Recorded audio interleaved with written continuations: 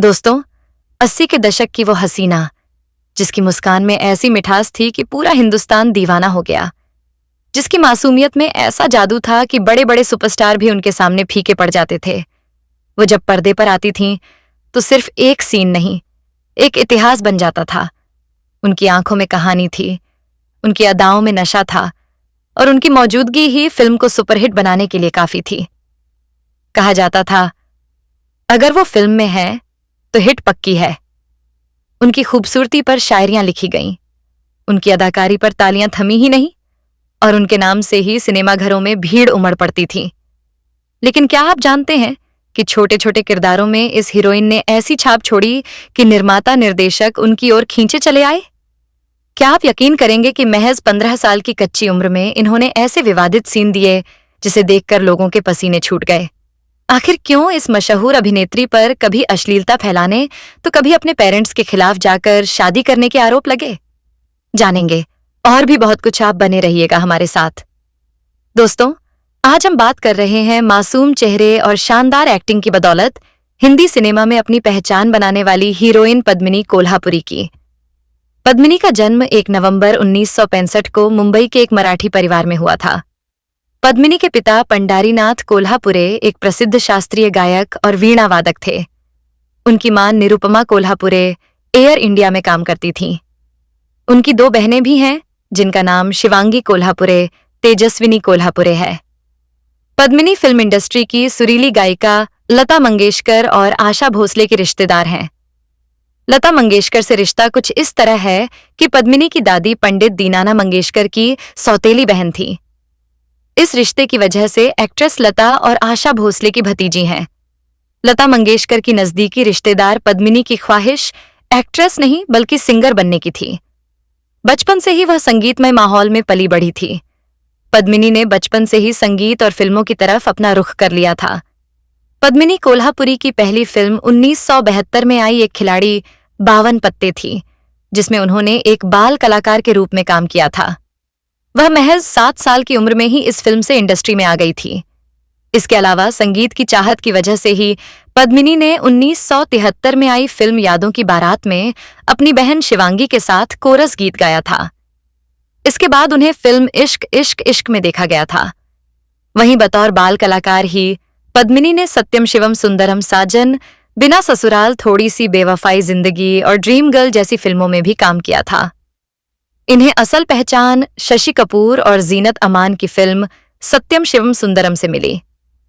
इस फिल्म में उन्होंने जीनत अमान के बचपन का किरदार निभाया था। वह एक बाल कलाकार के तौर पर इस फिल्म का हिस्सा बनी और उन्होंने सत्यम शिवम सुंदरम में यादगार और आकर्षक भूमिका निभाई, जिसने दर्शकों के दिलों में अपनी छाप छोड़ी।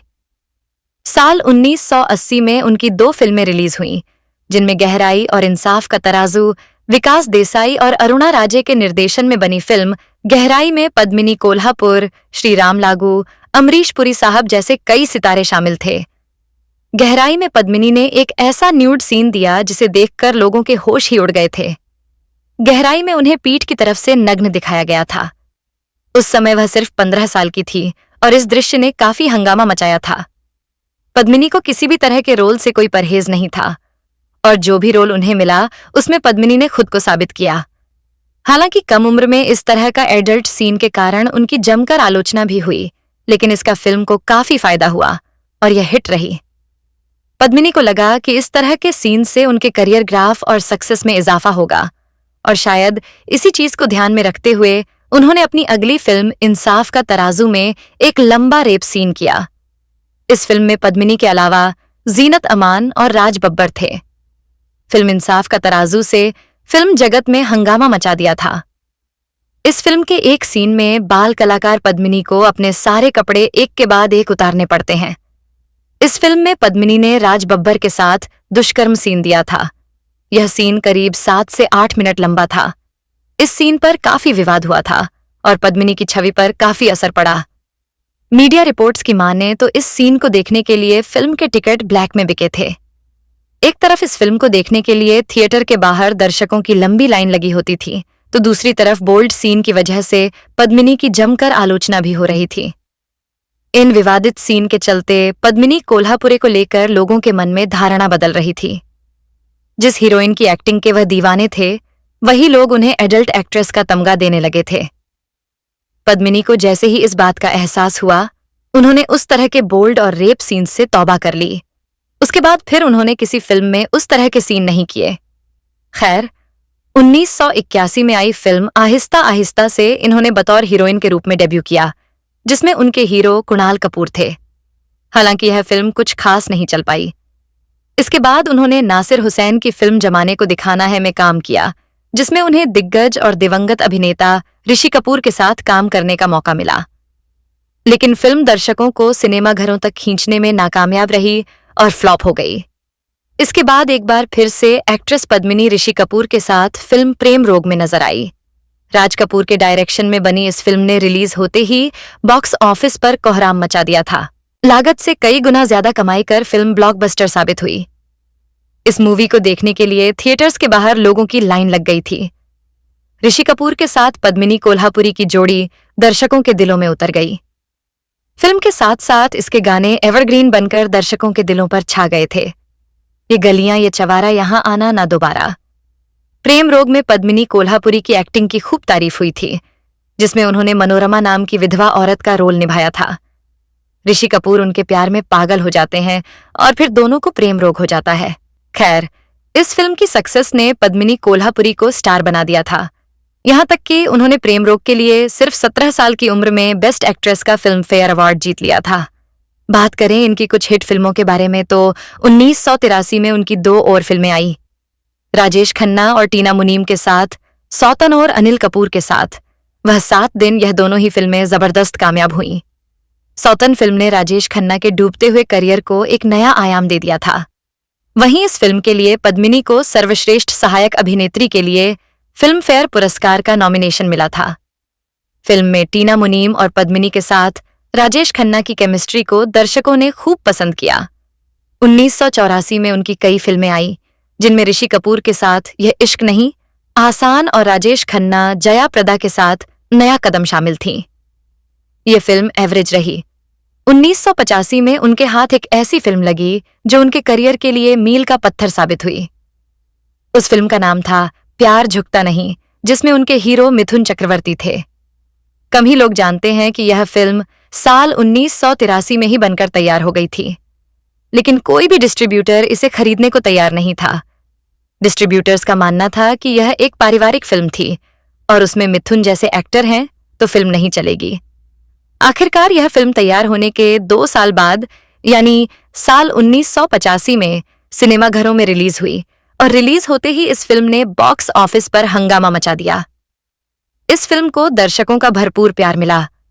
फिल्म का संगीत बेहद लोकप्रिय हुआ और गाने, खासकर तुमसे मिलकर ना जाने क्यों, आज भी हिट गानों की लिस्ट में शुमार है। इस फिल्म में मिथुन चक्रवर्ती और पद्मिनी की जोड़ी को दर्शकों ने काफी पसंद किया था। उसी साल वे मिथुन दा की फिल्म प्यारी बहना में दिखाई दी। ये फिल्म सुपरहिट साबित हुई। 1986 में उन्होंने 2 फिल्में की, जितेंद्र और श्रीदेवी के साथ सुहागन और मिथुन चक्रवर्ती और जितेंद्र के साथ स्वर्ग से सुंदर। ये दोनों ही फिल्में सुपरहिट साबित हुईं। इसके बाद साल 1990 में आई मिथुन चक्रवर्ती के साथ उनकी फिल्म दाता बॉक्स ऑफिस पर हिट साबित हुई। अपने करियर में उन्होंने कई बड़े कलाकारों के साथ काम किया, जिनमें ऋषि कपूर, मिथुन चक्रवर्ती, राजेश खन्ना, राज बब्बर, अनिल कपूर, धर्मेंद्र जैसे कई स्टार्स शामिल हैं। अपने करियर में उन्होंने ऋषि कपूर के साथ 5 फिल्में, राजेश खन्ना के साथ 3 फिल्में और मिथुन चक्रवर्ती के साथ एक साथ 10 हिट फिल्में की। यही वजह है कि उनकी केमिस्ट्री सबसे ज्यादा ऋषि कपूर और मिथुन चक्रवर्ती के साथ बनी। कम ही लोग जानते हैं कि यश चोपड़ा की फिल्म सिलसिला में रेखा के रोल के लिए पहले पद्मिनी कोल्हापुरी को अप्रोच किया गया था, लेकिन बिजी शेड्यूल की वजह से वे इस फिल्म का हिस्सा नहीं बन पाई। इसके अलावा उन्होंने कुछ ऐसी फिल्मों के ऑफर भी ठुकराए जो कि बाद में बहुत बड़ी हिट साबित हुई। उन्हीं में से एक थी राम तेरी गंगा मैली। इस फिल्म में मंदाकिनी ने काफी विवादित सीन दिए थे, लेकिन पहले यह फिल्म पद्मिनी कोल्हापुरी को ऑफर की गई थी। हालांकि बोल्ड सीन की वजह से उन्होंने इस फिल्म को करने से मना कर दिया था। खैर, अब बात करते हैं इनकी निजी जिंदगी के बारे में। पद्मिनी ने साल 1986 में रिलीज हुई फिल्म ऐसा प्यार कहान में काम किया था। इस फिल्म के प्रोड्यूसर प्रदीप शर्मा थे। इसी फिल्म के सेट पर पद्मिनी और प्रदीप की पहली मुलाकात हुई। जान पहचान बढ़ने लगी और फिल्म में काम करते करते उन्हें प्रोड्यूसर प्रदीप शर्मा से प्यार हो गया था। हालांकि जब इस बारे में पद्मिनी के पेरेंट्स को पता चला तो वे काफी नाराज हुए। वे दोनों के रिश्ते के सख्त खिलाफ थे। इसका कारण यह था कि दोनों अलग अलग कम्युनिटी से बिलोंग करते थे। दोनों ने परिवार को मनाने की खूब कोशिश की, लेकिन उनके पेरेंट्स नहीं माने। ऐसे में पद्मिनी ने टेढ़ा तरीका अपनाया और उन्होंने भागकर शादी करने का फैसला लिया। अभिनेत्री ने अपने परिवार के बजाय अपने प्यार को चुना और डायरेक्टर प्रदीप शर्मा का हाथ थाम लिया। फिर दोनों ने घर से भागकर 1986 में शादी कर ली। हालांकि इनकी शादी में उनके परिवार से कोई नहीं आया। ऐसे में उनका कन्यादान उनके जीजा श्री शक्ति कपूर ने किया। उनकी सीक्रेट मैरिज में मिथुन चक्रवर्ती, जितेंद्र और उनकी पत्नी शोभा कपूर, उनकी बहन शिवांगी कोल्हापुरी शामिल थीं। पद्मिनी के परिवार का फिल्मों से गहरा ताल्लुक है। वे श्रद्धा कपूर की मौसी हैं। शक्ति कपूर उनके जीजा लगते हैं, जिनकी उनकी बड़ी बहन शिवांगी से शादी हुई थी। अब बात करते हैं इनकी कंट्रोवर्सी के बारे में। साल 1980 में पद्मिनी का नाम विवादों की वजह से भी चर्चा में रहा। उन दिनों प्रिंस चार्ल्स भारत दौरे पर आए थे। वे यहां आकर देखना चाहते थे कि भारत में फिल्में कैसे शूट होती हैं। इसी जिज्ञासा की वजह से वे एक बॉलीवुड फिल्म की शूटिंग देखने भारत पहुंचे थे। उन्होंने फिल्म आहिस्ता आहिस्ता के सेट पर अपने कुछ खूबसूरत पल बिताए। प्रिंस चार्ल्स मेहमान थे। इस वजह से उनका बहुत आदर सत्कार भी किया गया। उनके चारों तरफ कड़ी सिक्योरिटी थी। लेकिन इसके बाद भी अभिनेत्री पद्मिनी कोल्हापुरी ने प्रिंस चार्ल्स को माला पहनाते हुए सबके सामने किस कर दिया था। अभिनेत्री ने किसी बात की परवाह किए बगैर उनके गाल पर जबरदस्ती किस कर डाला था। कई दिनों तक यह मामला चर्चा में रहा था, जिसके बाद उन्हें शर्मिंदगी और आलोचना झेलनी पड़ी थी। एक्ट्रेस पद्मिनी कोल्हापुरी अब भी फिल्मों में एक्टिव हैं। पद्मिनी कोल्हापुरी की दूसरी पारी की आखिरी फिल्म 2020 में आई मराठी फिल्म प्रवास थी। इसके अलावा उन्होंने 2019 में आई हिंदी फिल्म पानीपत में गोपिका बाई के रूप में महत्वपूर्ण भूमिका निभाई थी। खैर, अगर आज की बात करें तो कभी 80 के दशक में अपनी मासूम मुस्कान और दमदार अदाकारी से दिलों पर राज करने वाली पद्मिनी कोल्हापुरी अब लाइमलाइट से थोड़ा दूर, लेकिन एक सुकून भरी और खुशहाल जिंदगी जी रही है। उन्होंने फिल्मी दुनिया की चकाचौंध से हटकर अपने परिवार को प्राथमिकता दी। पति प्रदीप शर्मा के साथ उनका रिश्ता सालों की समझ, भरोसे और प्यार पर टिका है। दोनों ने जिंदगी के उतार चढ़ाव साथ में देखे और हर मुश्किल का सामना मजबूती से किया। उनके बेटे प्रियांक शर्मा भी अब बड़े हो चुके हैं और अपने करियर की राह पर आगे बढ़ रहे हैं। एक मां के रूप में पद्मिनी ने हमेशा अपने बेटे का साथ दिया, उसे सही संस्कार और मजबूत सोच दी। आज वो भले ही पहले की तरह हर फिल्म में नजर नहीं आती, लेकिन जब भी किसी खास मौके पर दिखाई देती हैं, उनकी वही पुरानी मासूमियत और गरिमा साफ झलकती है। अब उनकी दुनिया रेड कारपेट से ज्यादा अपने परिवार, सुकून और निजी खुशियों के इर्द गिर्द घूमती है। सच कहें तो शोहरत से भरी जिंदगी के बाद अब वो शांति से भरी जिंदगी का आनंद ले रही है और यही उनकी असली जीत है। तो दोस्तों, ये थी आज की हमारी खास पेशकश। अगर आपको हमारी ये वीडियो पसंद आई हो तो इसे लाइक जरूर करें, अपने दोस्तों और परिवार के साथ शेयर करें और ऐसे ही बॉलीवुड की दिलचस्प, अनसुनी और चौंकाने वाली कहानियों के लिए हमारे चैनल स्टार मनोहर बॉलीवुड को जरूर सब्सक्राइब करें। बेल आइकन दबाना बिल्कुल न भूलें ताकि हमारी हर नई वीडियो की नोटिफिकेशन आपको सबसे पहले मिल सके। हम मिलेंगे आपसे अगली वीडियो में एक और शानदार कहानी के साथ। तब तक के लिए दीजिए इजाजत। धन्यवाद।